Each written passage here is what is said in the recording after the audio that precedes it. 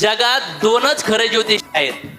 इकडं तिकडं हात फिरत बसू नका. इकडं तिकडं हात दाखवत फेस रिडिंग करा, हँड रिडिंग करा, उलटा करा, पलटा करा, खडे घाला, काही घेणं देणं नाहीये. जगात दोनच खरे ज्योतिष आहेत. मनातलं जाणणारी आई आणि भविष्य ओळखणारा बाप. फार मॅटर करते या गोष्टी. आई वडिलांची सेवा केली पाहिजे की नाही केली पाहिजे? केली पाहिजे. किती जणांचे आई वडील नाहीयेत, आई नाहीये किंवा वडील नाहीये? किती जणांची आई नाहीये? किती जणांचे वडील नाहीयेत?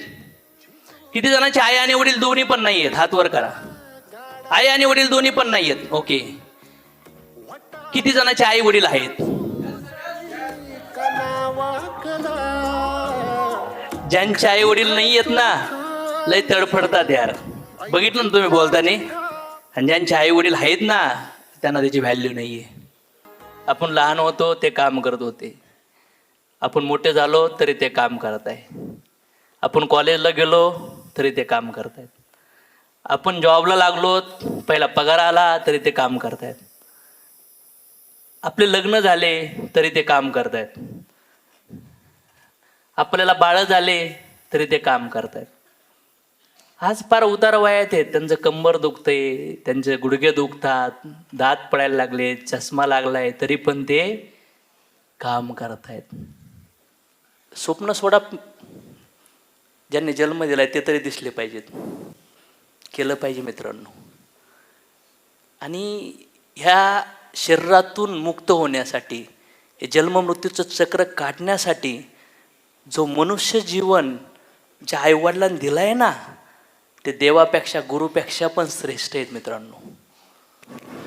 मेल्यानंतर आहे ना, त्यांच्या सरणावर जाऊन वेडा घालत मोठ्याने ओरडू नका.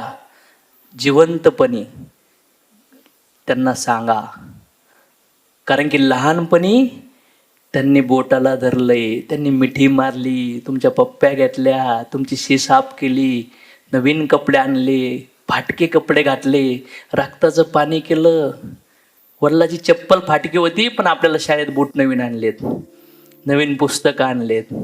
वडिलाच्या अंगातून घामाचा वास येत होता पण आपल्याला शाळेत जाण्यासाठी नवे कोरे कपडे बापाने दिले. दिले का नाही दिले? बापाला शक्य नव्हतं, बापाकडं नव्हती कॅपॅसिटी, तरी पण बापाने पुस्तकं दिले, कपडे दिले, चांगलं शिक्षण केलं. आणि या समाजात इन करून आपण फिरतोय. आणि आपले आई बाप, नको बाळा मला माझ्याकडे आहेत शर्ट. आणि जेव्हा कधी कधी कपडे धुतल्यावर बघितलं जातं ना, माझ्या वडिलाला बघायचो की त्यांच्या